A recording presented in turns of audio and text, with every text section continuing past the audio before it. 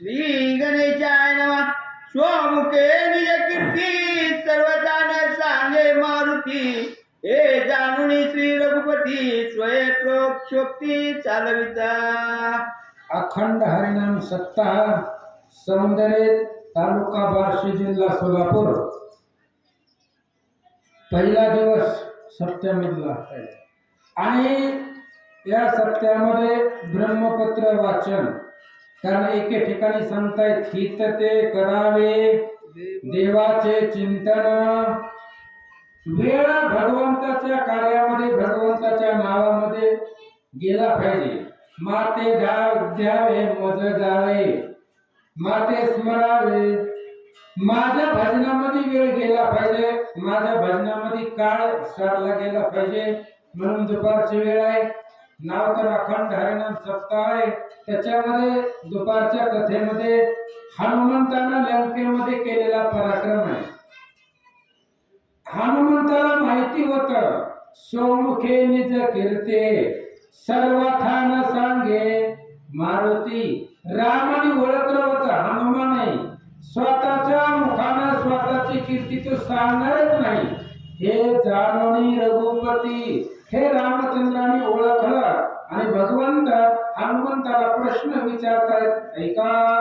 आज रे तुझे श्री रामचंद्र हनुमंता तू वनचर कैसे निचरणाची सागर सत्य साचार मद सांगे.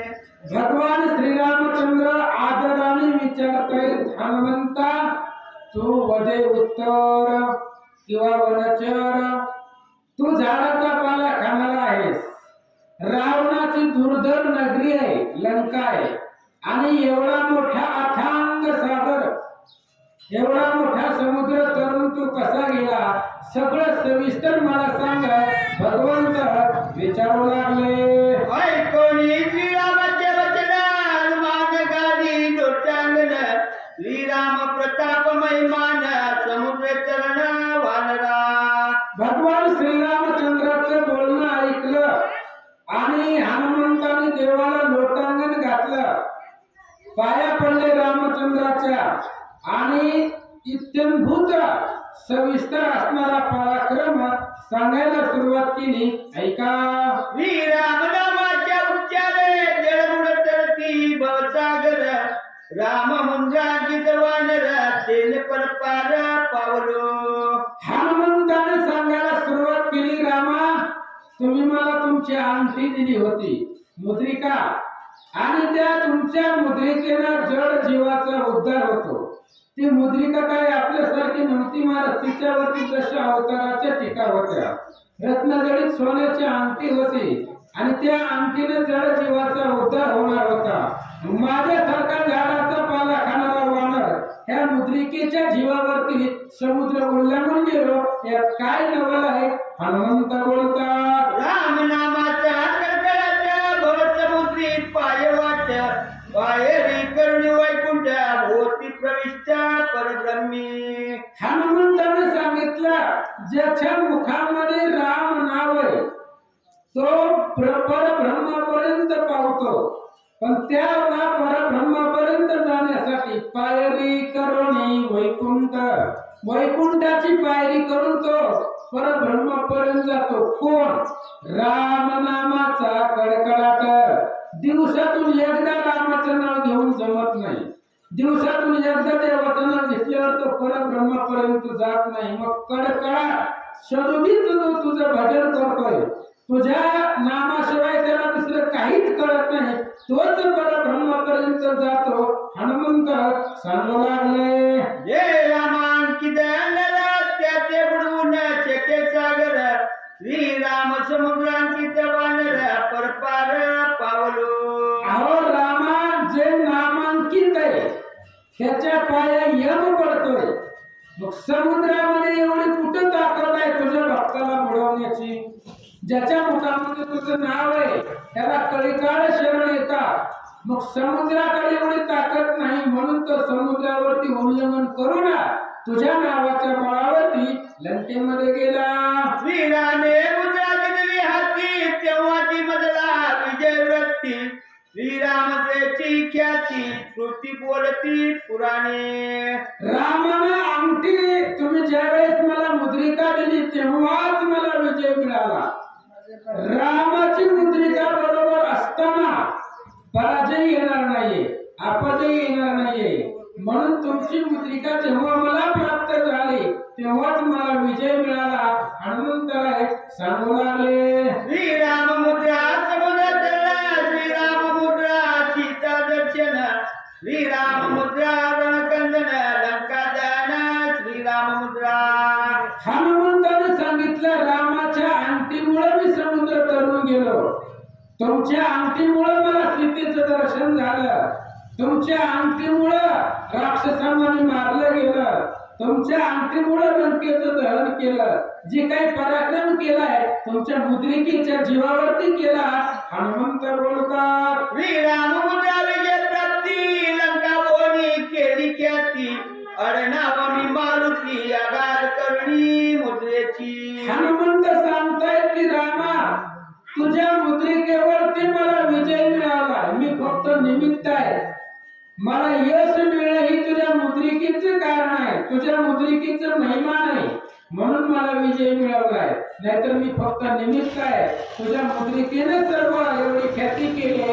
हनुमंतराय बोलू लागले, नित्य श्रीराम नामस्मरण, चेत वीर्य धैर्य कीर्ती कल्याण, ब्रह्म पावती सनातन ते महिमान स्मरणाचे. हनुमंताचे शब्द आहेत महाराज. नित्य श्रीराम नाम स्मरण, धैर्य वीर्य कीर्ती कल्याण. अहो, ज्याच्या मुखामध्ये रामाचं नाव आहे त्याचं समाजामध्ये कीर्तीच वाढली जाते. होय, कुठल्या बी गावामध्ये गेले की फुलांचे हारच गळ्यामध्ये पडतात का? देवाचं नाव मुखामध्ये आहे. नामदेव महाराजांनी फक्त कल्याण सांगितलंय. नामा म्हणे तया असावे कल्याण, पण इथं यश कीर्ती कल्याण. अहो, ज्याच्या मुखामध्ये रामाचं नाव आहे त्याच्यापाशी यश आहे, त्याला कीर्ती आहे, धैर्य वीर्य शौर्य गांभीर्य सर्व त्याला प्राप्त होतं. आणि हे तुझ्या नामाचं महिमान आहे असं हनुमंत बोलतात. जे ते नाही श्रीराम स्मरण, कीर्ती अपयश कल्याण, नित्य निंदत्व पापी पूर्ण अंधपतन महानरकी. आणि जिथं रामाचं नाव नाही, ज्या ठिकाणी रामाचं नाव नाही तो नरकच आहे. नरकामध्ये त्याच्यामध्ये बदल नाहीये. मग तिथं अकीर्ती आहे, तिथं अपमान आहे, त्याला त्या ठिकाणी यश मिळत नाहीये. नवे नवे तो अधपतनाला जातो असं या ठिकाणी सांगतात. या लागी सक्षत आपण समूळ सोडावे विस्मरण, नित्य करिता श्रीराम स्मरण, कीर्ती कल्याण निज विजयी. म्हणून ग्रंथकर्ते सांगतायत, सगळ्याचं विस्मरण असू द्या पण रामाचं भजन मुखामध्ये ठेवा. रामाचं विस्मरण करू नका. बाकी सगळं विसरलं तरी चालतंय, पण रामाचं भजन अखंडित मुखामध्ये सदोदित राहू द्या. त्याच्यामुळं तुमचं यश वाढणार आहे, तुमची समाजामध्ये कीर्ती होणार आहे, समाजामध्ये तुम्हाला मान रामाच्या नावानं मिळणार आहे असं नाथ महाराज सांगतात. श्रीराम मुद्रा निज प्राप्ती, म्हणते हनुमंताची ख्याती. जे जे जे केले लंके प्रती, ते ते कीर्ती मुद्रेची. हनुमंताने सांगितलं, रामा तुमच्या मुद्रिकेचा प्रताप आहे. लोक म्हणतात हनुमंतानं लंका जाळली, पण तुमच्या नावाच्या बळावर म्या जाळले मीच आहे. पण तुमच्या नावाच्या बळावरती जाळले, तुमच्या मुद्रिकेच्या बळावरती जाळले, ही त्याची ख्याती आहे. अशा प्रकारे जेवढे मी लंकेमध्ये पराक्रम केला ते मुद्रिकेच्या जीवावरती केला हनुमंत सांगतात. हनुमंताची निज स्थिती स्वमुखेने सांगे निज कीर्ती, करोनी मुद्रिकेची स्तुती, सांगितली ख्याती श्रीरामा. रामचंद्राने विचारलं, हनुमंत काय झालं ते सांग. हनुमंताने सांगितलं, महाराज पण नाव मुद्रिकेचं पुढं केलं होतं, मुद्रिकेची स्तुती केली आणि आपला गौण पराक्रम शॉर्टकट पराक्रम सांगितला गेला. रामाचं समाधान झालं नाहीये. भगवंत काय बोलतात ऐका. हनुमंताचे मनगता अंतर्यामी झाले रघुनाथ, हृदयी धरिला नोंदयुक्त स्वामी सद्भक्त आल्हादी. हनुमंताच्या हृदयामधलं रामाला माहित आहे, यात काय नवल आहे. जाणे मुंगीचे ही मानस, मुंगीच्या मनामध्ये काय इच्छा आहे हे रामाला माहित आहे. तिला काय पाहिजे हे रामाला कळतंय. मग भक्ताच्या मनामधलं कळत नाही का? माहिती होतं काय काय पराक्रम लंकेमध्ये केलाय, पण बाकीच्याला ऐकायचा होता. म्हणून हनुमंताला रामचंद्राने आलिंगन दिलं, प्रेम अश्रू जीवनात हनुमंतावरती अभिसिंचन केलं असं सांगतात. हनुमंताची युद्ध ख्याती ऐकावया वानरे तळमळती, हे जाणून श्री रघुपती कुशे पुढती हनुमंता. वानराच्या मनामध्ये तळमळ होती महाराज. ही निस्तच पैलवान आहे. कोण? हनुमान वज्रदेही आहे. मग ह्यानं लंकेमध्ये काहीतरी भांडणं केली असतील. मग काय केलंय? हनुमंताची युद्ध ख्याती ऐकण्यासाठी वानर तळमळत होती. ही वानरांची तळमळ रामानं ऐकली, रामानं पाहिली, रामानं ओळखली. आणि वानरांच्या तळमळीसाठी रामचंद्र हनुमंताला प्रश्न विचारतात. ऐका. श्रीराम म्हणे गा मारुती, समुद्र लंघना लंका ख्याती, वा सांगितली कथा निभूती, सकळती अति गौण. रामचंद्राने सांगितलं, हनुमंता लंकेमध्ये काय झालं किंवा लंकेचं उल्लंघन कसं केलं ही तू गौण सांगितलंय. गौण म्हणजे शॉर्टकट. अर्ध्या तासामध्ये सांगितलं. हे किती 8 दिवस चालतंय. अर्ध्या तासामध्ये तू उरकलंय. मग आम्हाला सविस्तर ऐकायचंय, पहिल्यापासून ऐकायचंय. भगवंत बोलू लागले. सीता ऐकणी अक्षता, संतोष झाला श्री रघुनाथा, राक्षसाची युद्ध कंदनार्थ घडला, किंमत ते सांगे. रामचंद्राने विचारलं, हनुमंता सीता ऐकोणी अक्षता, सीतेच्या अंगावरती क्षती नाहीये. सीतेच्या अंगावरती खर्चटलेला किंवा कसल्याही प्रकारची क्षती नाही, ही मला माहित आहे. मग राक्षसाबरोबर भांडण करण्याचं काय कारण आहे? राक्षसाबरोबर झगडा का केला, का युद्ध केलं, सगळं असणारी कथा आम्हाला सांगा. त्याची आता विषद स्थिती तुला सांगावी लंका ख्याती, ऐसे बोलता श्री रघुपती, वंदी मारुती श्रीचरण. रामाने सांगितलं लंकेमध्ये काय केलंय ती विशद करून सांगायचंय. मगाशी जी सांगितलं ती शॉर्टकट मध्ये सांगितलं, गौण सांगितलं. आता विशद सविस्तर सांगायचंय. काय काय झालं लंकेमध्ये, काय काय केलं.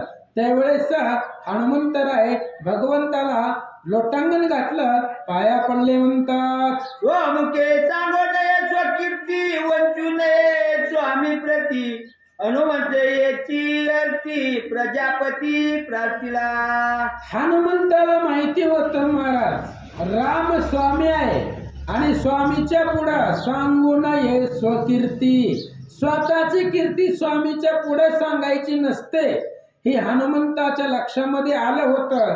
म्हणून हनुमंत लंकेमध्ये गेल्यावर ब्रह्मदेवाकडे गेले होते आणि ब्रह्मदेवाच्या अक्षरामध्ये पत्र लिहून आणलं होतं असं सांगतात. माझे समुद्र लंघना लंके बाजी सीता शोधन, स्वामीने कृपा करून पत्र लिहून मज द्यावे. हनुमंत ब्रह्मदेवाकडे गेले आणि ब्रह्मदेवाला सांगितलं, म्हणले महाराज लंकेमध्ये मी जी काय काय करणार आहे सगळं सगळं एका पत्रावरती कागदावरती लिहा आणि ते पत्र माझ्या हातामध्ये द्या. मारुती ब्रह्मदेवाला बोलतात, तुझे हातीचे ब्रह्मलिखित जे कुणी चिता शुद्ध सत्य मानिला श्री रघुनाथ, श्रीद्र कार्यात साधेल. हनुमंतानं सांगितलं, ब्रह्मदेवा तुझं शब्द असल्यावर तुम्ही लिहिल्यावर सत्य मानिलं रघुनाथ. हनुमंताचं खोटं मानणार होते का? हनुमंतानं जर सांगितलं असतं तर राम खोटं मानणार होते का? मग इथं असं का सांगितलंय तुमचंच खरं? एखाद्याकडून जर कार्य करून घ्यायचं असलं तर त्यालाच मोठं मानावं लागते, बरं तर काम होतंय. हनुमंतानं सांगितलं, ब्रह्मदेवा तुम्ही जर लिहिलं तर ते रामाला खरं वाटल आणि रामाला खरं वाटण्यासाठी पत्र लिहून द्या असं सांगतात. कोणी कपेचे वचन संतोषला चतुरानन, हनुमंताचे कीर्ती कथन मी दिदले लिहून सांगत. हनुमंताचं बोलणं ऐकलं ब्रह्मदेवाला आनंद झाला आणि ब्रह्मदेवानं आपल्या चांगल्या अक्षरामध्ये विद्येची देवता सरस्वती आहे आणि त्या सरस्वतीचा बाप ब्रह्मदेव आहे. मग त्याचं अक्षर काय खराब असणार आहे का हो? शुद्ध असणाऱ्या अक्षरामध्ये हनुमंताचा पराक्रम कागदावरती लिहिला असं सांगतात. संतोषोनी प्रजापती पत्र देवनी हनुमंत हाती आलिंगीला ती प्रीती विजय सर्वाती पावशी. आणि ब्रह्मदेवानं हनुमंताला सांगितलं, हे बघ म्हणले पत्र घ्या आणि तुम्ही जावा. पत्र घेतलं ब्रह्मदेवाकडून. हनुमंतानं ब्रह्मदेवाला नमस्कार केला असं सांगतात. हे पत्र घेऊन हनुमंत स्वय श्रीराम विनवित हे ब्रह्मयाचे लिखित वाचुनी कार्यार्थ जाणावा. आणि मग ब्रह्मदेवानं ज्यावेळेस रामचंद्राने विचारलं लंकेमध्ये काय केलंय, त्यावेळेस हनुमंतराय बोलले नाहीत. ब्रह्मदेवानं जे लिहिलेलं पत्र आहे ती पत्र रामाच्या हातामध्ये दिलं. म्हणले आम्ही काही शाळा शिकलेलो नाहीये, आम्हाला वाचायला येत नाही. ही पत्रामध्ये काय लिहिलंय तुम्ही बघा, तुम्हीच वाचा, तुम्हीच अर्थ जाणून घ्या. ब्रह्मदेवानं लिहिलेलं पत्र रामाच्या हातामध्ये हनुमंताने दिलं. पत्र घेऊन श्री रघुपती वंदुनिया ती प्रीती दिदले लक्ष्मणाचे हाती वाचावया श्रीरामे. पत्र घेतलं. कोणी घेतलं? रामचंद्राने आदराने घेतलं, कारण लिहिणारा सुद्धा ब्रह्मदेव होता. आदराने पत्र हातामध्ये घेतलं आणि रामाला वाचायला येत होतं, पण लक्ष्मणाच्या हातामध्ये दिलं. आणि पूर्ण ब्रह्मपत्राचे वाचक लक्ष्मणजी होते. तिकडे वाचक भीतीच होते आणि सूचक भीतीच होते. आमच्याकडे दोघं आहेत. आणि लक्ष्मणानं ते पत्र हातामध्ये घेतलं, त्या पत्राला नमस्कार केला.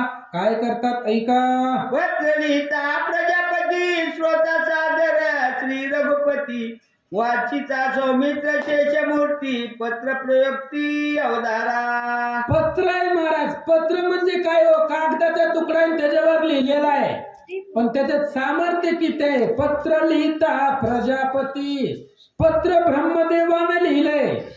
पत्र वाचणारा शेषमूर्ती लक्ष्मण आहे. पत्र ऐकणारा ब्रह्मांड नायक श्रीरामचंद्र आहे. आणि पत्रामध्ये ज्याचं वर्णन आहे तो बजरंग बली आहे.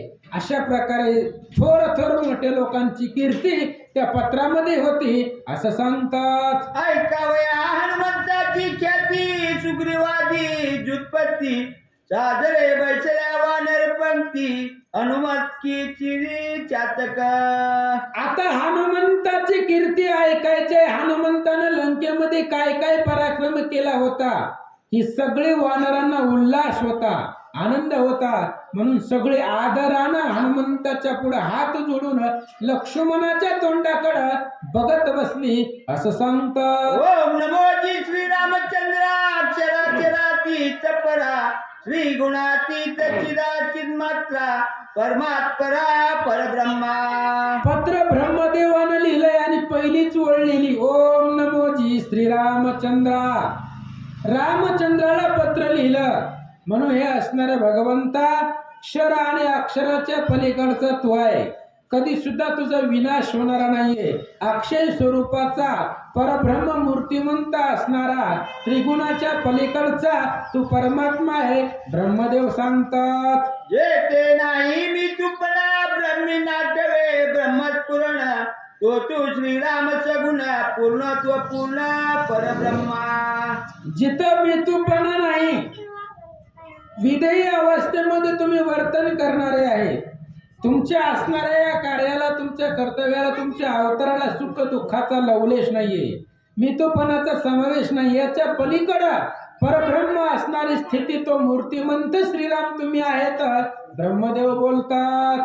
ब्रह्म या तुझे ब्रह्मत्व धर्मा तुझे धर्मत्व कर्मा तुझे कर्मत्व तू स्वयमेव चिन्मात्र. ब्रह्मदेवाने सांगितलं रामा तुम्हीच श्रेष्ठ आहे. आम्हाला मान मिळतोय समाजामध्ये तुमच्यामुळं मिळतोय. मला जी ब्रह्मपद मिळालंय ती तुमची कृपा आहे. आणि तुमच्या मनामध्ये आलं तर लगेच पदावरून खाली काढण्याचं सामर्थ्य तुमच्याकडे आहे. ही सगळी ताकद तुमच्याकडे आहे. तू स्वयंमेव आहे. तुझा मालक कोणी नाही. तू जगाचा मालक आहे, पण तुमचा मालक कोणी नाहीये. अशा प्रकारे श्रेष्ठ ब्रह्मांडाचे नायक भगवंत आहात. ब्रह्मदेव बोलू लागले, तुझा निर्विकार श्रुती म्हणती तू भासाची विश्वमूर्ती. विश्व तू मानिती निश्चिती तव ते श्रीपती तुझी माया. आणि या ठिकाणी सांगितलं, श्रोतींनी सांगितलंय की निर्विकार राम आहे. पण राम निर्विकार आहे का? सगुण आहे. विश्वमूर्ती आहे. तू विश्वामध्ये सामावलेला आहे. या ब्रह्मांडामध्ये चराचरामध्ये तू सामावलेला आहे. असा असणारा तू भगवंत आहे. प्रत्येकाच्या जळी स्थळामध्ये तू भरलेला आहे. विश्वामध्ये व्यापून राहिलेला तू राम आहे, असं या ठिकाणी बोलतात. तू साकार नाच निराकार तू ईश्वरनाथ विश्वंभर. तुझ्या स्वरूपाचा निर्धार नकळे साचार श्रुतीशास्त्रा. आणि तो विश्वंभर आहे. विश्वामध्ये व्यापक तू आहे. हे सगळं विश्व तुझ्याच नावावरती आहे. ब्रह्मांडाचा नायक आहे.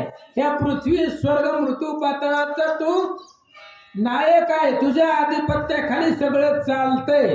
तरी सुद्धा तू अजून कोणाला दिसलेला का? दिसलाय कोणाला? मला तर नाही अजून दिसला. राम दिसलाय का? दिसला का? भगवंत आहे महाराज. दिसत नाही म्हणजे नाही का? होय. जेवी आत्मा हृदयात आसुनी न देखती समस्त.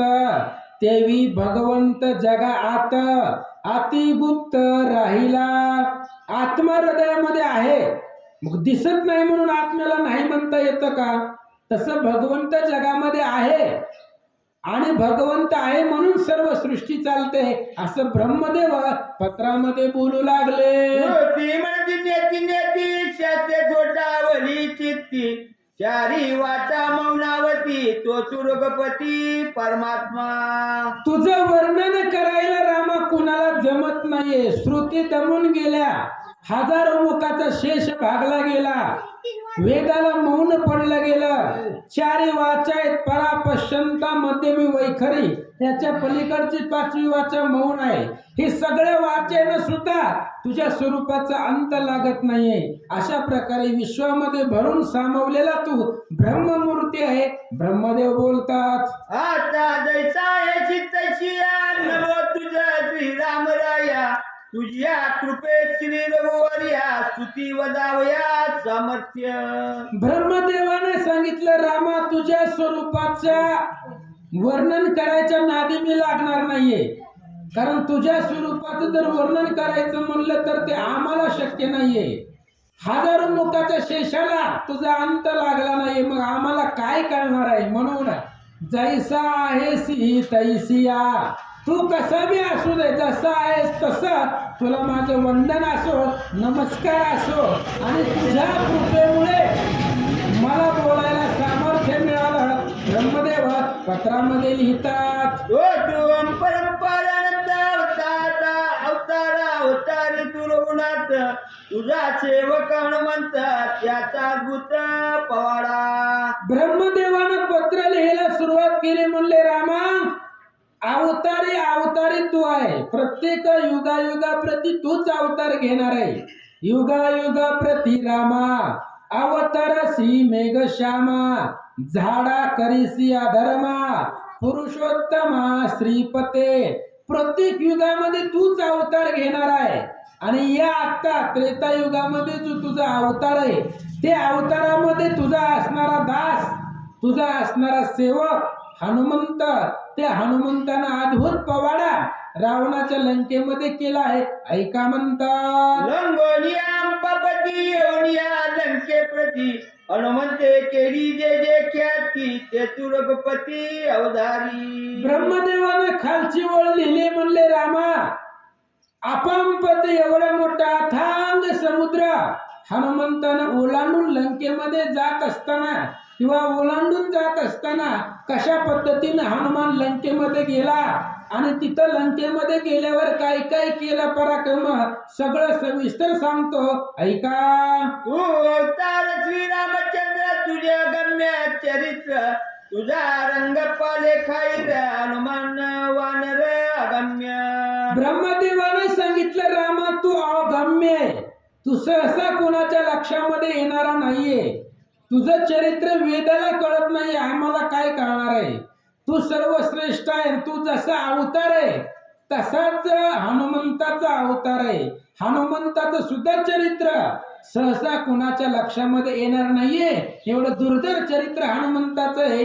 ऐका, अगम्य हनुमंताची गती, अगम्य हनुमंताची ख्याती, अगम्य हनुमंताची कीर्ती, ऐके रघुपती पुरुषार्थ. हनुमंताची गती अगम्य आहे. ज्या गतीनं हनुमान लंकेमध्ये गेला ती गती लक्षामध्ये येत नाही. येते का? निमिषामध्ये. निमिष कशाला म्हणायचं? डोळ्याची पापणी उघडझाप करतो तेवढ्या वेळेला निमिष म्हणतात. डोळ्याची पापणी उघडझाप करायला किती दिवस लागतात हो? तेवढ्या वेळेला निमिष म्हणताय, आणि त्या निमिषामध्ये हनुमान गेलाय, म्हणून गती हनुमंताची लक्षामध्ये येत नाही. हनुमंताची कीर्ती गमनीय नाहीये, कीर्ती लक्षामध्ये येत नाही. हनुमंताचं धैर्य, शौर्य, सातो लक्षामध्ये येत नाही. तो सगळं अगम्य आहे. ब्रह्मदेव बोलतात, समुद्र लंघनी हनुमान बळी, महेंद्रगिरी चेपिला तळी, सर्प दडपले पाताळी, तोंडे ते काळी वाशिली. हनुमंत लंकेमध्ये जाणार. लंकेमध्ये गेल्यानंतर ना, आता लंकेमध्ये जाण्याच्या अगोदर महेंद्र नावाच्या पर्वतावरती हनुमान चढले, आणि हनुमंताच्या ओझ्यानं पर्वत पाण्यामध्ये दबला गेला. पाण्यामध्ये दबल्यावर पाण्यामध्ये जी साप होते, त्या सापाला पर्वताचं ओझं अंगावरती पडलं, सापाने तोंड वासलं गेलं, जीव जाण्याची वेळ आली. असं तुझ्या भक्ताचं चरित्र आहे. ब्रह्मदेव सांगतात, अंगवाताचे निधनारे, समुद्री कचरे पर्वत कडे, शिखरे उडाली पै पुढे, जेवी डुंगुरडे आकाशी. अरे रामा, तुझ्या अंगवाताचे आणि झाडाडे, तुझ्या अंगापासून निर्माण झालेलं जी वार आहे, त्या वाऱ्यानं मोठाली झाडं, मोठे मोठे पर्वत उडून खचून समुद्रामध्ये पडू लागले. त्या पर्वताला, त्या झाडाला तुझा धक्का लागला नाही, मग फक्त अंगाचे वार आहे, आणि त्या वाऱ्याचा परिणाम पर्वत तुटून समुद्रामध्ये पडू लागली. एवढा पराक्रम हनुमंताचा आहे. ब्रह्मदेव सांगतात, उड्डाण वाताचे निगरगरे, बैसरी मेघाची दातारे, दिग्गज कापती थरारे, आले शारे कळिका. आणि हनुमंतानं उड्डाण केल्यानंतर जो वारा निर्माण झाला हनुमंताच्या अंगापासून, तो वारा आकाशापर्यंत भिनला गेला.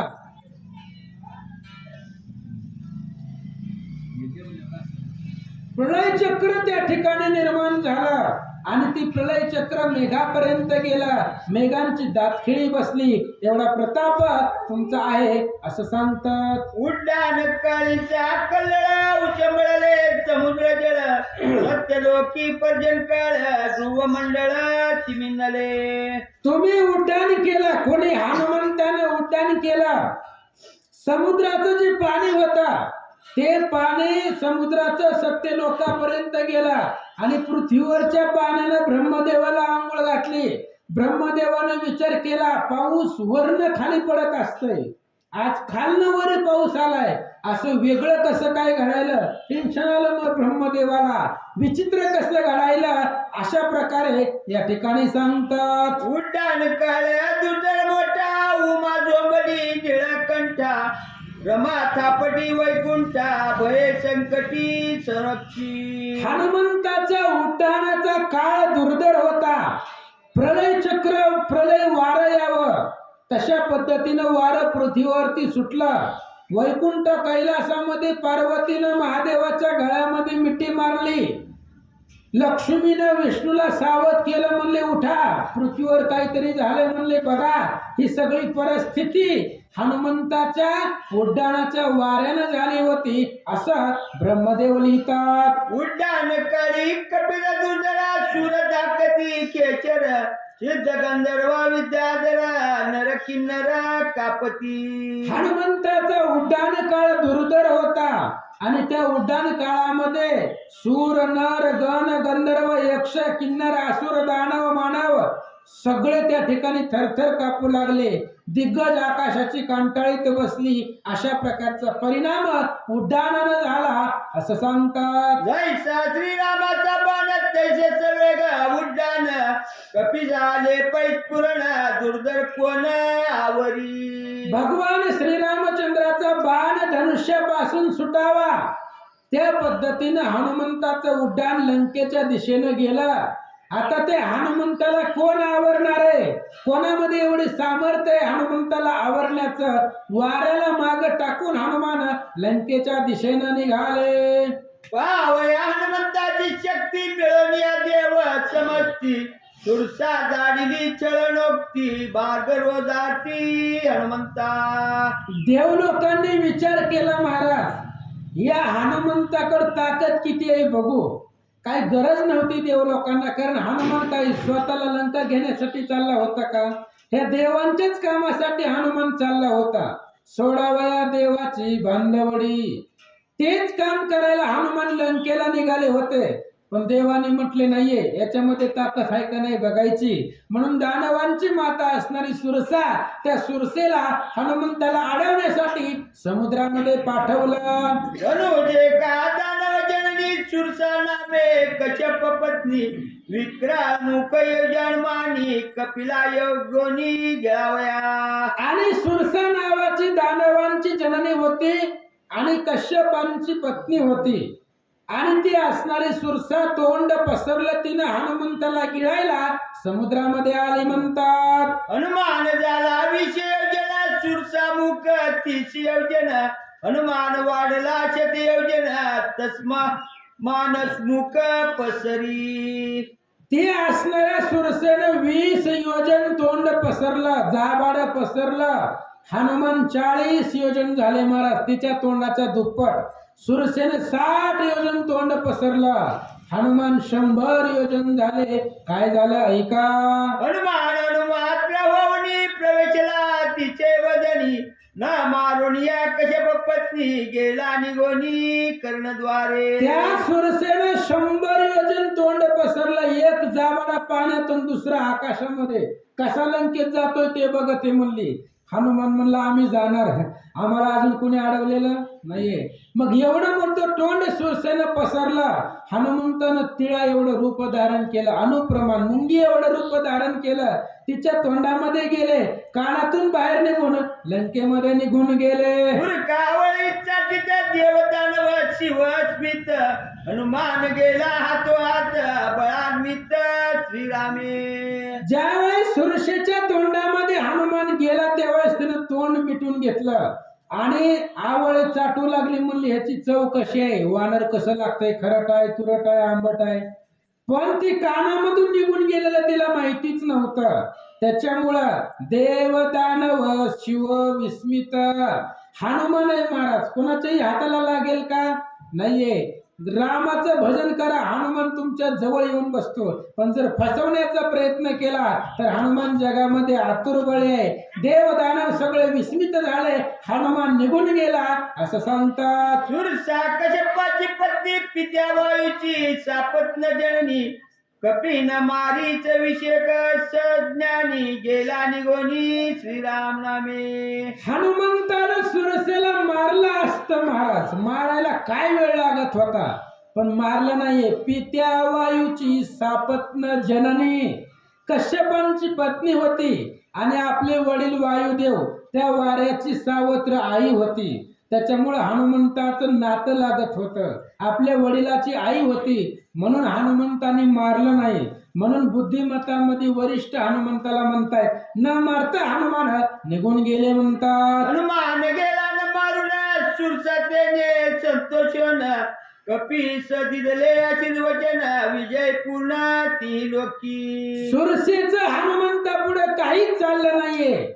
मग सुरसेनं आशीर्वाद द्यायला सुरुवात केली, म्हणली विजयी भव. गिळायला आलती तेव्हा ज्यावेळेस काहीच चाललं नाही त्यावेळेस तिनं आशीर्वाद दिला. म्हणले बाबा जा तुला विजय मिळेल. त्याला विजय मिळणार हे निश्चित होतं, तो रामाचा भक्त आहे.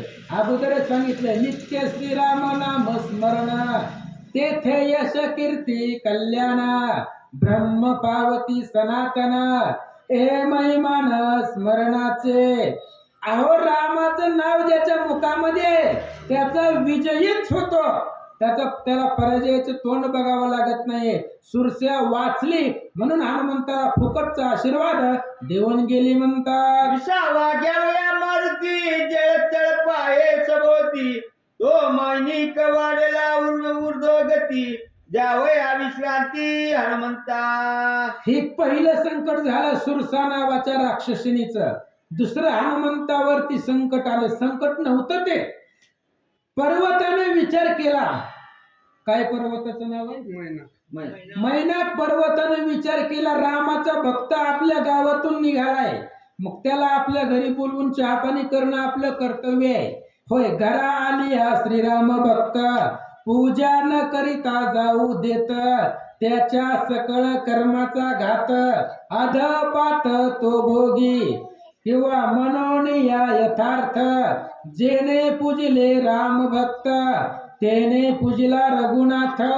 उपचार युक्त षोडश युद्धकांड 72 अध्याय. काही कशीचं बोलणं आहे त्यावेळेस. अहो रामाचा भक्त आहे आणि रामाचा भक्त आपल्या गावातून जातोय, आपल्या दारातून जातोय, मग त्याचा मान सन्मान करणं आपलं कर्तव्य आहे. मैनाक नावाच्या पर्वताने विचार केला, हनुमान समुद्रावरून निघालाय, हनुमंताला विश्रांतीसाठी आपण थोडस पाण्याच्या बाहेर यावं आणि हनुमंताला 5-10 मिनिटं विश्रांती द्यावी असा विचार पर्वताच्या मनामध्ये होता. कपी गिरवराना तळता ऊर्ध्वगती निघे हनुमंत, मार्ग रोजे वाडे पर्वत योजना क्षेत्राती दीर्घ. पर्वत पाण्याच्या बाहेर आला महाराज. हनुमंत वर वर चालले, पर्वत तशा पद्धतीने वर वर यायला लागला. पर्वत 100 योजन पाण्याच्या वर आला, हनुमंत त्याच्या वर निघाला महाराज. पर्वताची इच्छा होती 2 मिनिटं फक्त मारुतीनं बसावं, दुसरी काही इच्छा नव्हती. पण मारुती ते रामाचं कार्य आहे, आधी रामाचं कार्य मग बाकीचं काय असेल ते. आधी रामाचं काम झालं पाहिजे मग आपल्याला विश्रांती. हनुमान निघाले म्हणतात. पर्वते कोणी योजना क्षेत्र हनुमान वाढला 500, गिरी थोरावला 700, सहस्रशत कपी झाला. पर्वत 100 शत योजन पर्वत वाढला, हनुमान 500 योजन वाढले. पर्वत 50 योजन वाढले, 700. हा पुन्हा असणारा हनुमान 1000 योजन वाढले गेले. पर्वताचा स्पर्श हनुमंताला झाला नाहीये असं सांगतात. हनुमान झाला उल्लंघन पर्वताची आले रुदन, हरिभक्ताचे पाद स्पर्शन सौभाग्य पूर्ण मीन पवेची. हनुमान पर्वताचं उल्लंघन करून लंकेच्या दिशेनं निघाला. पर्वताने विचार केला, एवढा प्रयत्न करून काही उपयोग झाला नाही. रामाचा भक्त आहे, हरिभक्त आहे आणि हरिभक्ताचे पाय आपल्या घराला लागायला पाहिजे होते, पण हनुमंतानं आपल्या हृदयावरती म्हणजे पर्वतावरती पाय सुद्धा ठेवला नाही. दुःख पर्वताला झालं म्हणतात. पर्वताची सप्रेम बोली तो हनुमंताची कृपानी, मस्तकी ठेविता अंगोळी गिरी पाताळी बसला. आणि पर्वताच्या मनामधलं हनुमंताने ओळखलं आणि हनुमंताला प्रेम निर्माण झालं. त्यानं आपल्यासाठी एवढे केलंय, मग आपण त्याच्या घरला जायला पाहिजे. म्हणून हनुमंतानं फक्त पायाचा अंगठा पर्वतावरती ठेवला. पायाचं अंगठ्याचं वजन पर्वतावरती ठेवलं, पर्वत पाताळात गेला. जर हनुमान बसला असता तर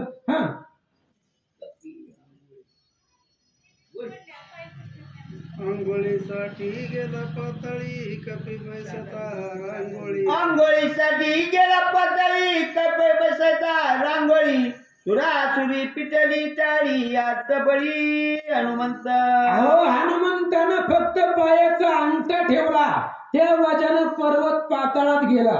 आणि जर हनुमान बसला असता पर्वतावर तर पर्वताचं पीठ झालं असतं. म्हणून तेवढं वज हनुमंताचं होतं महाराज. हनुमान काही सामान्य आहे का? बलवान आहे. आपुलिया हो प्रताप शक्ती, लाहोणी सकळांची वरदोक्ती, वज्र देही ऐसी ख्याती, त्रिजगती मिरविजे. युद्धकांड 44. हनुमंताला वरदान मिळाले पण दुसऱ्याच्या जीवावर नाही महाराज, आपल्या सामर्थ्यानं वरदान मिळवलंय.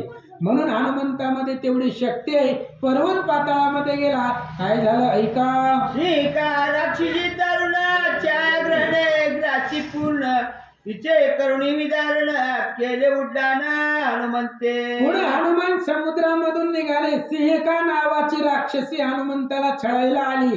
त्या सिंहिकेचे विदारण केलं, पोट फाडलं, तिला मारलं. कारण हनुमान काय प्रत्येकाला सोडत नव्हते, एवढे दयाळू नव्हते हनुमान. फक्त पाहुणे रावळ्याला सोडत होते, बाकीच्याला नव्हते सोडत. अहो राक्षस आहे, राक्षसांना काय सोडायचंय. आणि आपला अवतार कशासाठी आहे. जिवे मारून शिका उड्डाण करिता ती तवका मागे सांडून या लंका पडल का पावला. दैत्याची कुळे नाशी, साधूचा मान दिवसी. याच्यासाठी आपला अवतार आहे. हनुमंताने विचार केला. सिंहिका नावाच्या राक्षसीनीला मारलं. हनुमंत वेगानं उड्डाण केलं महाराज. हनुमंताच्या लक्षातच आलं नाही. लंका सोडून लंकेच्या पुढं पडलंका नावाचं एक बारक नगर होतं. त्या नगरामध्ये हनुमंत गेले. म्हणतात ते क्रौंच निशाचारी हनुमान तीस दिवे मारी 14 निशाचरी घातल्या सागरी पुच्चांगरे. आणि त्या पडलंकेमध्ये रावणाची बहीण क्रौंच्या नावाची राक्षसीनीला ती पडलंका दिली होती, सांभाळ म्हणले. आणि हनुमंतानं त्या क्रौंच्या नावाच्या राक्षसीनीला मारलं. 14,000 राक्षसीनीला मारलं गेलं असं सांगतात. ते दुनियाला लंकेत सीता शुद्धीच्या कार्यात घरे शोधली समस्त साक्षेपयुक्त वानरे. आणि तिथून हनुमान लंकेमध्ये आला. पडलंकेमधून लंकेमध्ये आला. आणि आल्यानंतर प्रत्येक घरामध्ये सीता मातेचा शोध हनुमान घेऊ लागले. जाऊया सीता शुद्धात कलव लाविला नगरात सभा नागविली समस्त हळहळती नागवे. आणि हनुमंताने विचार केला सीतेचा शुद्धी अशी सांगणार नाहीये. मग रावणाच्या घरामध्ये दिवे होते, सगळे दिवे हनुमंताने विजवला, अंधार केला. आणि अंधारामध्ये राक्षसांना झटके द्यायला सुरुवात केली. अनेक दीपिका लक्षावंती वानरे विजविल्या पुच्छ करी रावणा टोले दिदली शिरी सभा अंधारी नागविली. आणि मग हनुमंताने रावणाचे हजारो दिवे, सहस्त्र दिवे विजवले गेले. सभेमध्ये अंधार पडला गेला. आणि रावणाच्या डोक्यावर, रावणाच्या पाठीवर शेपटीने टोले मारले गेले.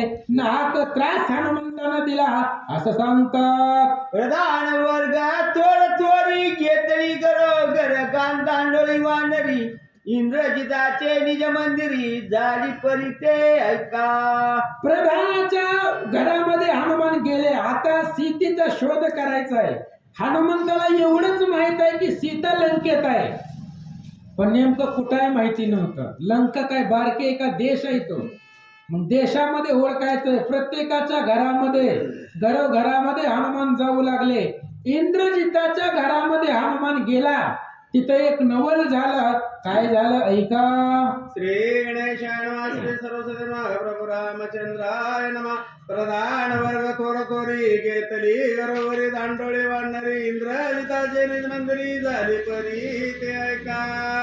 आणि हनुमान प्रधानाच्या घरामध्ये गेले. इंद्रजिताच्या घरामध्ये गेल्यावर एक नवल घडलं. काय झालं ऐका. ते कोणी सुलोचना नारी याची होय म्हणे सीता सुंदरी आणो सरळ रावण पुत्री दोघांचे मारिना मी आता. हनुमंतानं सीतेला कधी पाहिलं नव्हतं. सीता कशी दिसते हनुमंताला माहिती नव्हतं. फक्त रामानं सांगितलं होतं अशी अशी दिसते. प्रत्यक्षात सीतेला पाहिलं नव्हतं. मग इंद्रजिताची पत्नी सुलोचनेला पाहिलं, सुंदर दिसली. आणि रामानं सांगितलं होतं माझी बायको सुंदर आहे. मग ही सुलोचना दिसली हनुमंताला. हनुमंताला वाटलं हीच रामाची पत्नी असावी, हीच सीता आहे. रावणाच्या पोराला अनुसरली म्हणून मी दोघांना मारीन विचार हनुमंत करतात. तव सुलोचना वदे कथा रावणे चोरुणी आणली सीता तिस जोडवावे इंद्रजिता येरी कुळ गाता करील. हनुमान विचार करत होते महाराज आता दोघांनाही मारावं आणि रामाच्या समोर घेऊन जावं.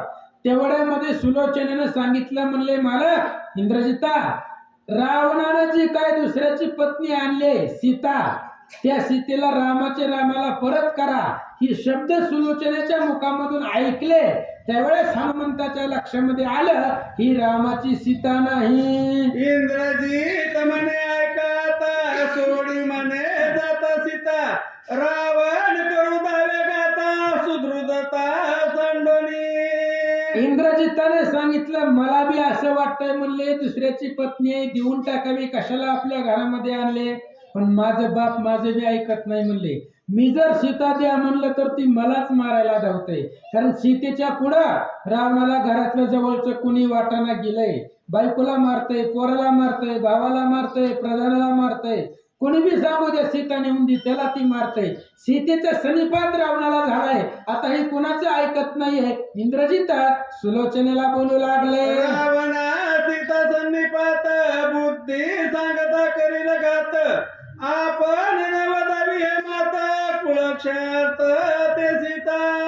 इंद्रजिताने सांगितलं मला पण माहित आहे सीता म्हणजे कुलक्षयाला कारण आहे, कारण पाठीमाग बघा की लग्न झालं की लगेच घराच्या बाहेर काढलं बापाने, वनवासामध्ये आलं, वनवासामध्ये आले की रावण घेऊन गेला. म्हणजे इंद्रजिताला सांगायचंय जेव्हापासून रामाने सीतेबरोबर लग्न केलंय तेव्हापासून रामाला संकट पाठीमागं लागले. ऐसे इंद्रजित सांगता सुलोचना हे नवे सीता पुन्हा बाबरी हनुमंता होय निघता ते तुम्ही. सुलोचना इंद्रजिताला बोलत होती, हनुमंताच्या लक्षामध्ये आलं की ही सीता नाहीये.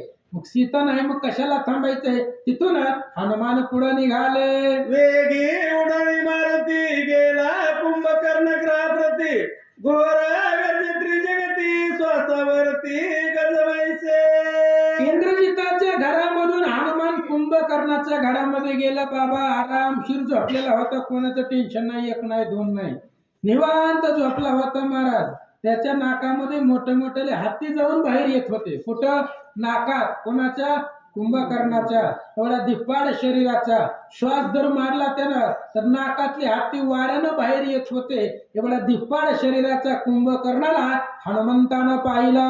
नासिकेच्या केसांतरी ओरडती गुंतली करी मातले हस्ती घेती झुंजारी घशा माजरी जाती सिंह. कुंभकर्णाचं वर्णन आहे महाराज. कुंभकर्णाच्या नाकातल्या केसामध्ये उंट त्या ठिकाणी असणारे अडकत होते. हत्ती मत्त हस्ती नाकामध्ये युद्ध करत होते. मोठे मोठे सिंह कुंभकर्णाच्या घशामध्ये जात होते. एवढा धिप्पाड शरीराचा कुंभकर्ण हनुमंतानं पाहिला. प्रबळ कोणी कुंभकर्णार्थ हनुमान वने हा जीवात याचा पावा पुरुषार्थ प्रथम युद्धार्थ मी करीन. आणि हनुमंताने विचार केला दिसायला तरी पैलवान दिसायले, पण खरंच ह्याच्यामध्ये ताकद आहे का नाहीये, का उगा आपला मांस मोठा वाढलाय, शरीरानं वाढलाय म्हणून प्रथम युद्धार्थ मी करीन, याला हनुमान म्हणायचं महाराज. एवढ्या कुंभकर्णाला बघितल्यावर हनुमान घाबरले का? पहिल्यांदा युद्ध मीच करणार म्हणले याच्या बरोबर. याच्यात किती ताकद आहे ते बघू विचार हनुमंत करतात. नाही दंतवान पाणी व खंडल्या दंत श्रेणी मुखी उठली पोहानी गाणी कंटाळून कपी गेला. हनुमान कुंभकर्णाच्या घरामध्ये आले होते. त्यानं कधी दात घासले 6 महिने उठतच नव्हतं. दात कुठनं घासायचे? 6 महिने झोपीतनं उठत नव्हतं ते. आणि 6 महिने झोपतं 6 महिने उठतंय, चुकीचं आहे बरं. 6 महिने झोपत होता, एक दिवस उठायचा आणि परत 6 महिने झोपायचा. आणि तेवढ्या एका दिवसामध्ये सृष्टीला खाईल एवढी ताकद होती. ब्रह्मदेवाने त्याला वरदान दिलं. एक दिवस जागा होणार तो वर्षातून, आणि 1 दिवसामध्ये त्याला जेवढं अन्न लागेल तेवढं रावणानं पुरवायचं. एका दिवसामध्ये जर त्याला अन्न कमी पडलं तर लंका जगल याची गॅरंटी नाही. म्हणून ती 37 झोपीत राहायचं महाराज. 6 महिने तू एकदा जागा, 1 दिवस जागा राहायचं, परत झोपायचं.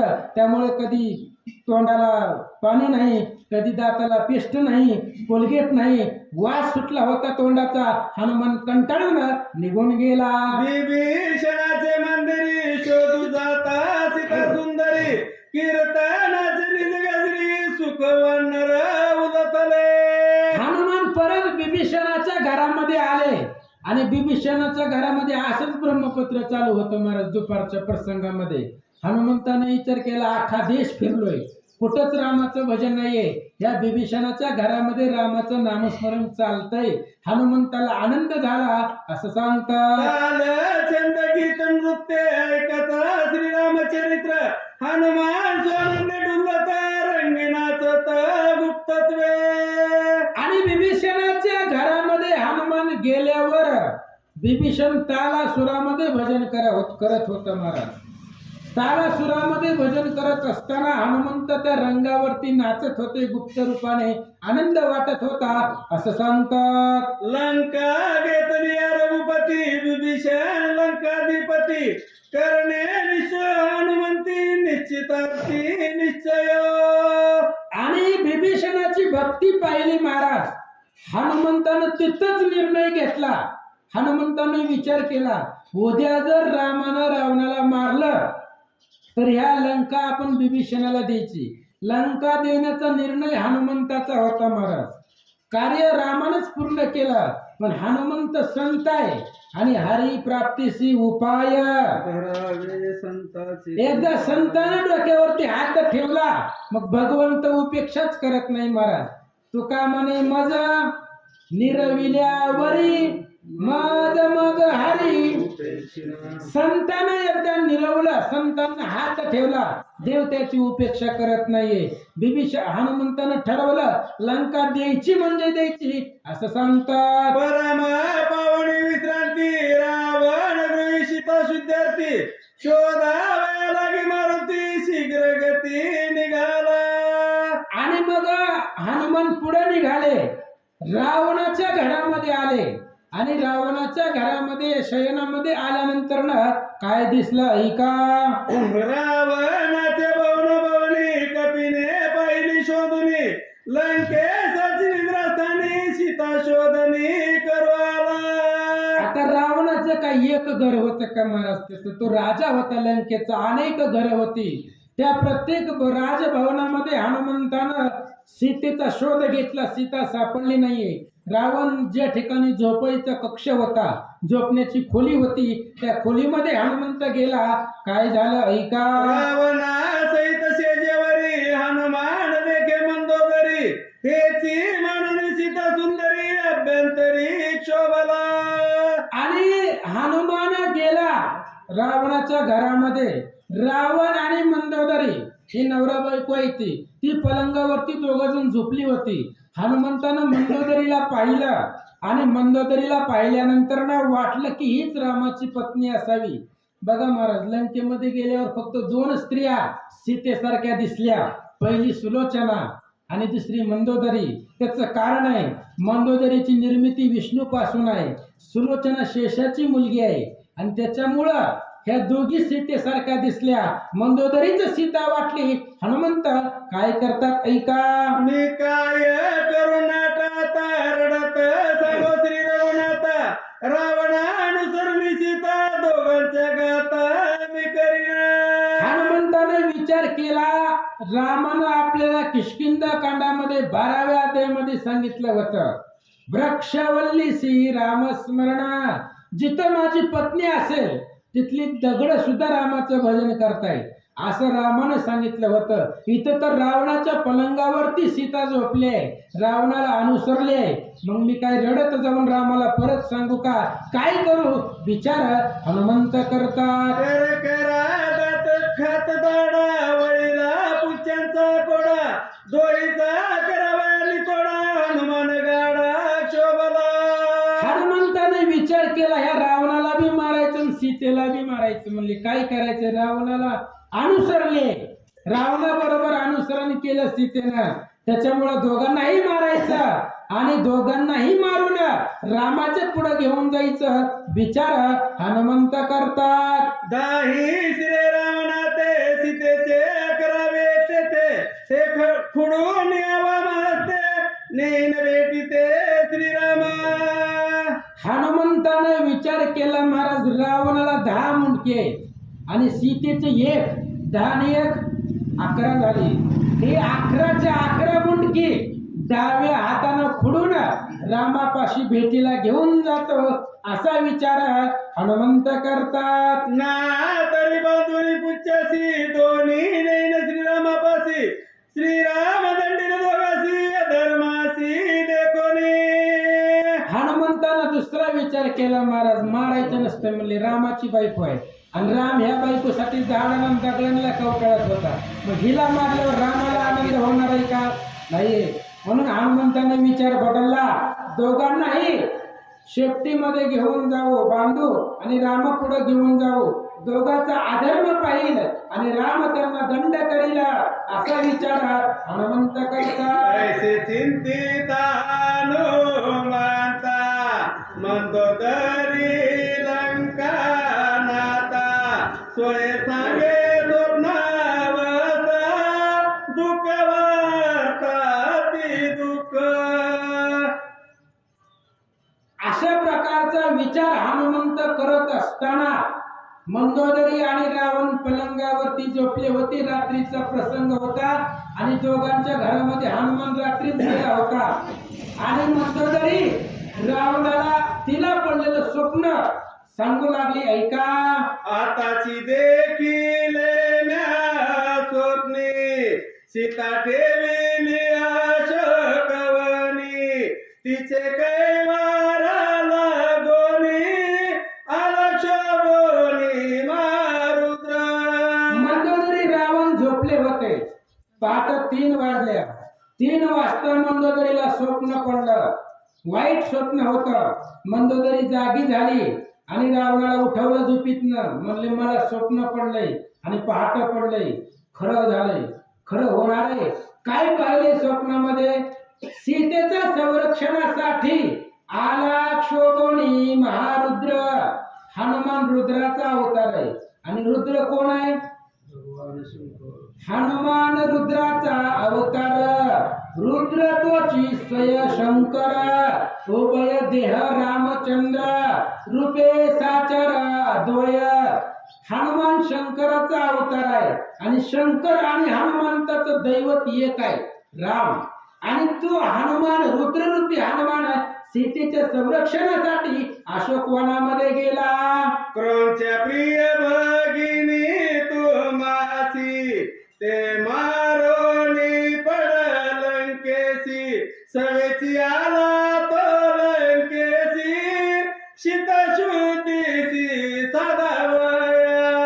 मंदोदरीला स्वप्न पडलं होतं महाराजांनी. स्वप्नामध्ये जे बघितलं ते काही वेळापूर्वी घडलेलं होतं.